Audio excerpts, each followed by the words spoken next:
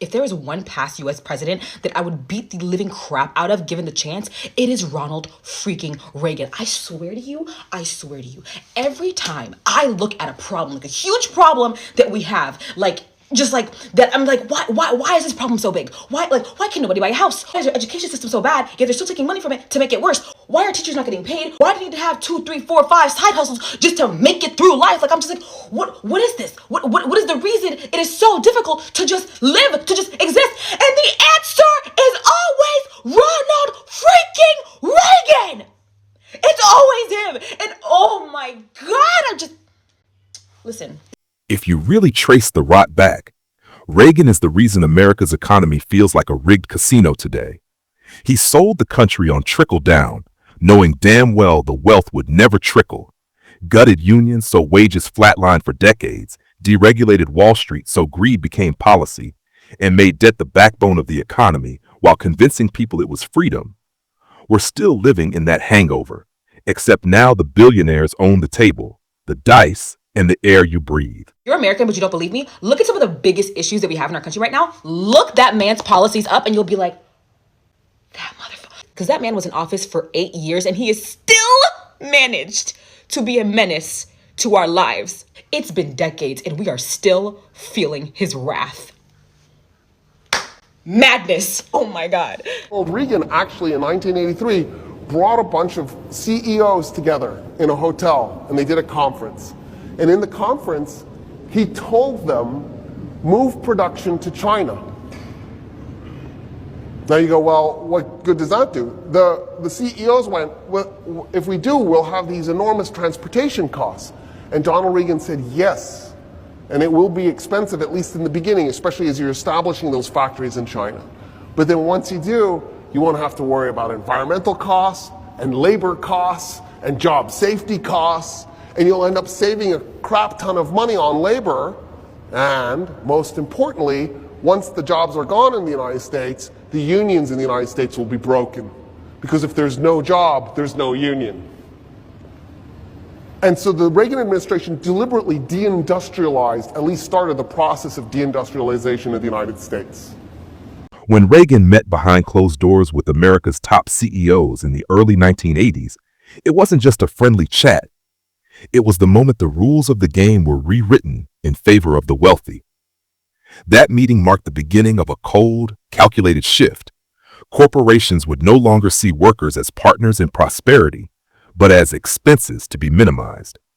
CEOs left that room with the president's blessing to prioritize shareholder profits above all else, even if it meant gutting pensions, outsourcing jobs overseas, slashing benefits, and breaking unions that had fought for decades to secure fair wages. It was the quiet handshake that turned the American dream into a corporate balance sheet, where your worth was measured not by your hard work, but by how cheaply your labor could be replaced. From that point forward, middle-class jobs became less secure, benefits shrank, and job loyalty meant nothing. Companies that once built communities now hollowed them out to chase higher stock prices. That conference essentially greenlit the mass transfer of wealth from working families to boardrooms, normalizing the idea that a CEO could make hundreds of times more than the average worker while paying them less in real terms than a generation before. For the middle class, it was the start of a slow suffocation disguised as economic growth. And for the rich, it was the dawn of an era where they could exploit with impunity and still be celebrated as job creators. Reagan didn't just stand by, he lit the match and told the workers to be grateful for the fire. Imagine an America where people could actually afford homes, where corporations paid taxes, where workers weren't treated like disposable machines, and where the government didn't actively let a public health crisis wipe out an entire community. Sounds nice, right? Well, too bad, because in 1980, America elected a man whose biggest achievement before politics was getting second billing to a chimpanzee in a movie. Yes, people, let's talk about what would have happened if Ronald Reagan had never been president. Because this country, still recovering from his mess. Before Reagan, there was actually a time when rich people paid taxes. Wild concept, right? In the 1950s, the top tax rate for the ultra-wealthy was 91%. By the time Reagan was done, 28%. And where did all of that money go? Did it trickle down to the middle class? Nope. Did it create more jobs and higher wages? Please. Did it fuel stock buybacks, CEO bonuses, and the rise of modern oligarchs? There it is. If Reagan had never been president, we might live in a country where people don't faint at the price of eggs, while billionaires take joyrides to space. Reagan was basically a corporate lobbyist who just so happened to be president. He cut regulations that kept corporations in check. He made it harder for workers to fight back. He turned Washington into an all-you-can-eat buffet for the wealthy. And if you think today's politicians are in bed with corporations, Reagan set the standard. He let Wall Street run wild. He gutted labor protections. And he helped create an economy where debt is the only way working people survive. If he'd never been president, America might actually function like a country instead of some corporate Ponzi scheme. Now let's get to it. Reagan's war on drugs wasn't just a disaster, it was a setup. While Nancy Reagan was out here shrieking, "Just say no," her husband's administration was turning a blind eye to CIA-backed drug trafficking, specifically flooding Black neighborhoods with crack while handing out life sentences for possession. Because why invest in Black communities when you can just arrest them instead? If Reagan had never been president, maybe we wouldn't have an entire generation of Black men locked up for nonviolent drug offenses. Maybe America would have treated drug addiction like a health issue instead of a crime. Maybe we wouldn't have spent decades pretending that this wasn't orchestrated. But sure, let's keep pretending Just Say No was the real strategy. And if you ever want to know what pure evil looks like, look at how Reagan handled the AIDS crisis. His administration ignored it for years while thousands died. His press secretary laughed about it on live television. His politics turned an epidemic into a death sentence. If Ronald Reagan had never become president, America, and by extension much of the world, might have followed a very different path. One where economic inequality didn't spiral out of control and the middle class remained the backbone of society. Without Reagan's aggressive push for deregulation, tax cuts for the wealthy, and relentless weakening of unions, workers would likely still have strong bargaining power, meaning wages would have kept pace with productivity instead of stagnating for decades. The financial sector might have remained more tightly regulated, preventing the kind of reckless speculation and crashes that have repeatedly rocked the global economy.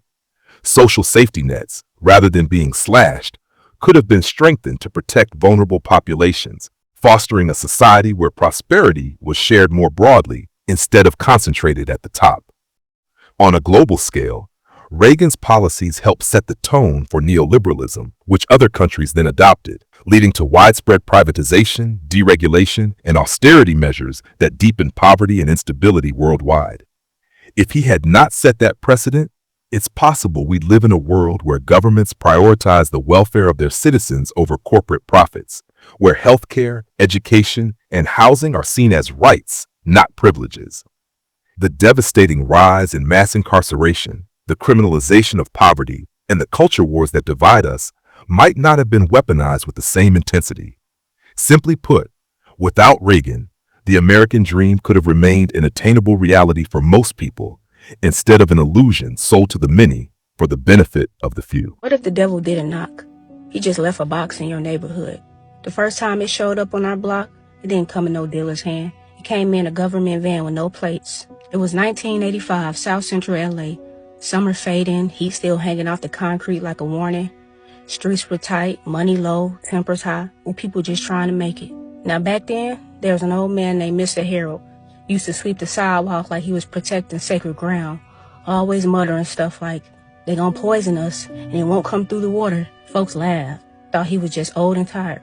Then one night around 3 a.m., a black van with no plates crept down the alley behind the liquor store. No lights, no sound, just slid in like it belonged to the shadows. 4 men got out, no neighborhood faces, suits, military posture, looked too clean to be from around here. They opened the back and started unloading sealed wooden crates. Quiet and quick.